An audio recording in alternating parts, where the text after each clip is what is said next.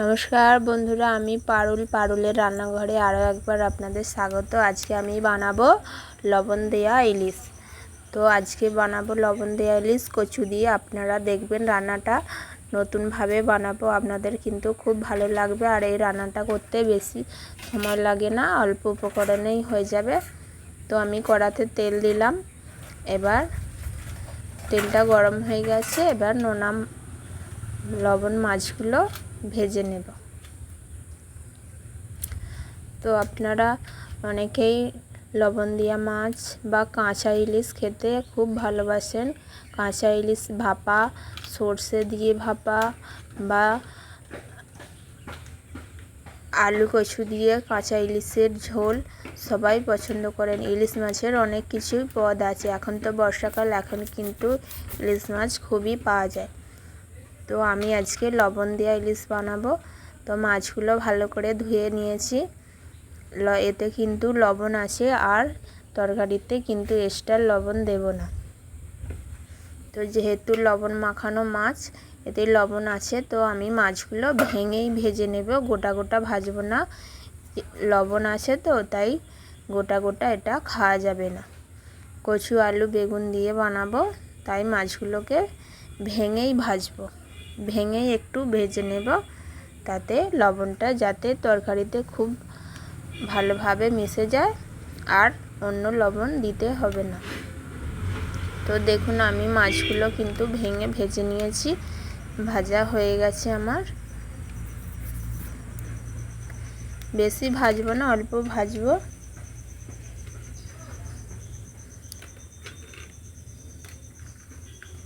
ভাজা হয়ে গেছে, নামিয়ে নিলাম। তো বন্ধুরা, লবণ দিয়া ইলিশ আপনারা কে কে ভালোবাসেন অবশ্যই আমাকে বলবেন, কমেন্ট করে জানাবেন। আমি মাছগুলো তুলে নিলাম। এবার ওর মধ্যে দেব সর্ষের তেল। সর্ষের তেল দিলাম, সর্ষের তেলটা আবার গরম হোক। এর মধ্যে দেব হলুদ গুঁড়ো,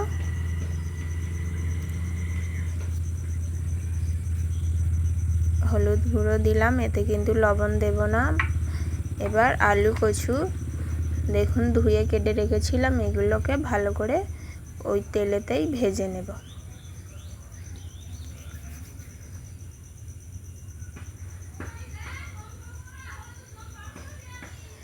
তো বন্ধুরা, ইলিশ মাছ খেতে তো সবাই পছন্দ করে, আর বর্ষাকালেও খুব পাওয়া যায়। বড় ইলিশ মাছগুলোর কিন্তু আরও স্বাদ, আর যেগুলোর একটু ডিম হয়ে গেছে ওইগুলো তো আরও টেস্ট, আরও স্বাদ হয়। তো আজকে আমি বানাবো লবণ দেওয়া ইলিশ। কাঁচা ইলিশ বানাবো না, লবণ দেওয়াই বানাবো। আলু কচুগুলো দেখুন একটু ভেজে নিয়েছি, খুব বেশি আবার লাল লাল করে ভাজবো না। এবার ওপর থেকে অল্প পেঁয়াজ কুচি দিলাম। পেঁয়াজ কুচিগুলো দিয়ে খানিকটা নেড়ে নেব। যেহেতু আদা রসুন দেব না এর মধ্যে, তাই পেঁয়াজটা একটু পরেই দিলাম, যাতে পেঁয়াজের গন্ধটা একটু থাকে।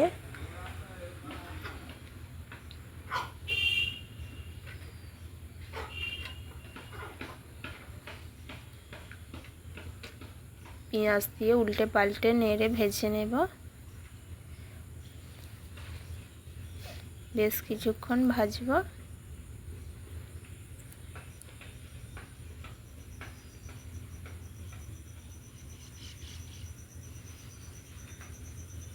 তো ইলিশ মাছে লবণ আছে, এক্সট্রা লবণ দেব না। এখানে বেগুন কুচি ধুয়ে রেখেছিলাম, দিয়ে দিলাম। এটাও একটু মিনিটখানেক 1 মিনিট মতো নেড়ে ভেজে নেব।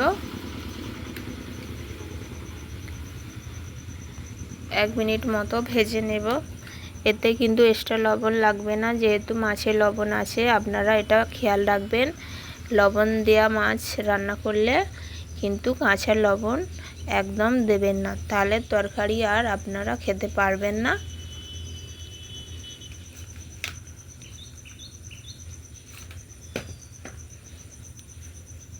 তো তো বন্ধুরা, এই বর্ষাকালে ইলিশ আর কচু, ইলিশ কচু থাকলেই কিন্তু দুপুরের খাওয়া একদম জমে যাবে। একটা রান্না দিয়েই ভাত খাওয়া হয়ে যাবে।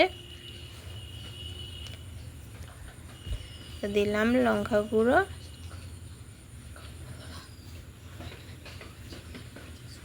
হলুদ গুঁড়ো আর অল্প ধনে গুঁড়ো দেব। ব্যাস, আর কিছু দেব না। এই অল্প মশলা দিয়েই হয়ে যাবে, এতে কিন্তু বেশি মশলা লাগে না। ইলিশের যে একটা আলাদাই স্বাদ আসে, তো এতে বেশি মশলা দিলে কিন্তু সেই স্বাদটা পাওয়া যাবে না। দিলাম, অল্প জল দেব, দিয়ে আবার খানিকটা নেড়ে নেব।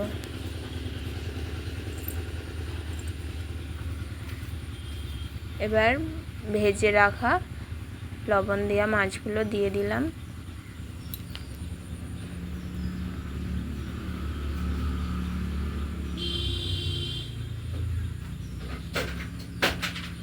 দিয়ে একটু ভালো করে নেড়ে নেব। তো বন্ধুরা, আপনাদেরকে আগেই বললাম যে যেহেতু এতে লবণ আছে, তাই এক্সট্রা লবণ আর দেব না। আর লবণ দেওয়া মাছ কিন্তু গোটা পিস খাওয়া যায় না, তাই ভেঙে রান্না করলেই কিন্তু খুব ভালো হয় খেতে।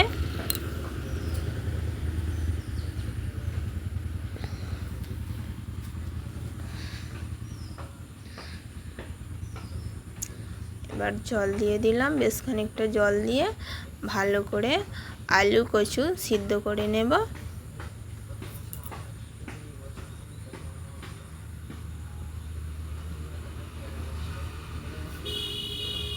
ইলিশ মাছে কিন্তু কচু বেগুনটা দিতেই হবে, দিলে কিন্তু খুব ভালো হয়।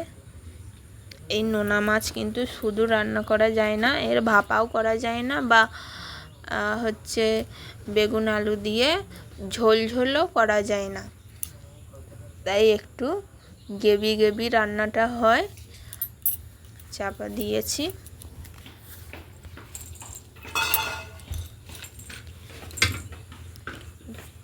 আলু কচুগুলো ভালো করে সিদ্ধ হোক।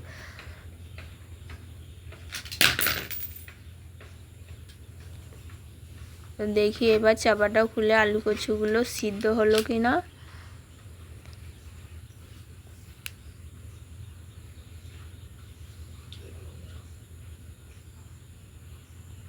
দেখুন, আলু কচু সিদ্ধ হয়ে গেছে। একটু ঝোল আছে, তাই আর একটু ঝোল শুকিয়ে নেব, আর একটু ফোটাবো।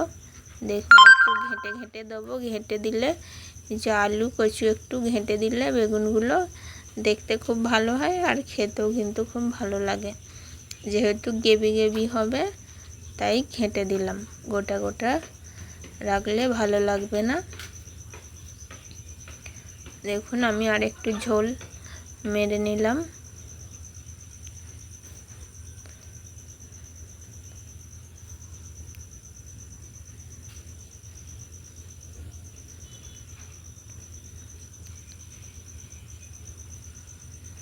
দেখুন রঙটা কত সুন্দর আসছে।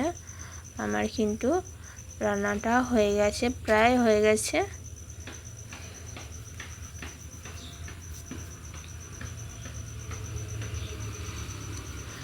আর এই একটা রান্না দিয়েই এক থালা ভাত কিন্তু চেটেপুটে খেয়ে নেবেন। ছোট বড় সবারই ভালো লাগবে, খুব ভালো হয় রান্নাটা। একবার ট্রাই করে দেখবেন, অবশ্যই আপনাদের ভালো লাগবে।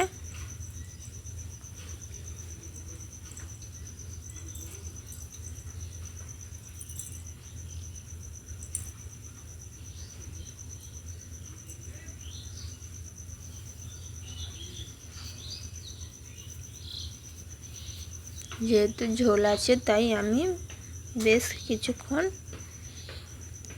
রান্নাটা আর একটু করে নেব।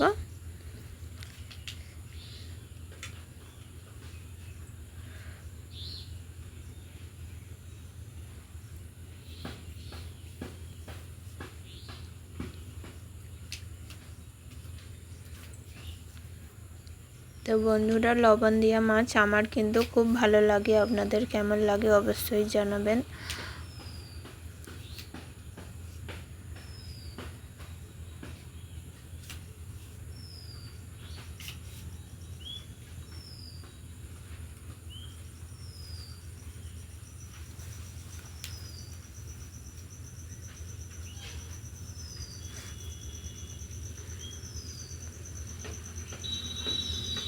তো দেখুন আমার কিন্তু রান্না এবার হয়ে গেছে।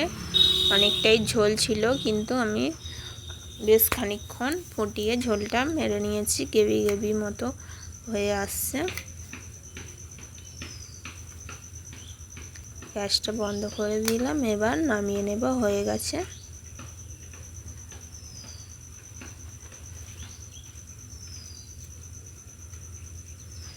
তো দেখুন বন্ধুরা, আমার রান্নায় কিন্তু বেশি ঝোলও নেই, আবার খুব বেশি গ্রেভিও হয়নি, একদম মাখা মাখা টাইপেরও হয়নি। এখন আমার আলু কচু আর নোনা ইলিশ রেডি।